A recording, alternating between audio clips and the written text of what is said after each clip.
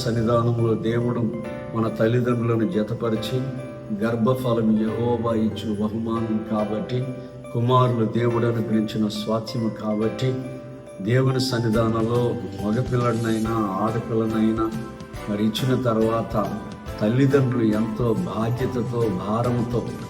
నా కుమార్తె ఇలాగ చదవాలి, నా కుమారుడు ఇలాగా చదవాలి, నా కుమారుడు ఆరోగ్యంగా ఉండాలి, నా కుమారుడు అందరి దగ్గర మంచివాడుగా ఉండాలి అని వారు లేనివారైనా బలహీనులైనా మనలను ఎంతగానో ప్రేమించి మన జీవితంలో కావలసినవన్నిటిని కూడా తండ్రి మన కోసం సమకూర్చున్నట్లుగా మనం చూస్తున్నాం. ఈరోజు ఈ స్థితిలో ఉన్నామంటే మనం ఇంత ఐశ్వర్యముతోని ఆరోగ్యముతోని ఉన్నత స్థానంలో ఉన్నామంటే దీని వెనకాతల మనలను కన్న తల్లిదండ్రులు మనలను ఎంతగానో ప్రేమించి మనకు కావలసినవన్నిటిని సమకూర్చారు. కాబట్టే అందుకు మన తల్లిదండ్రులను సన్మానించినప్పుడు, వారు చెప్పిన మాట విన్నప్పుడు, వారు మన మేలు కోరిన వారు, మనం బాగుపడాలని కోరిన వారు,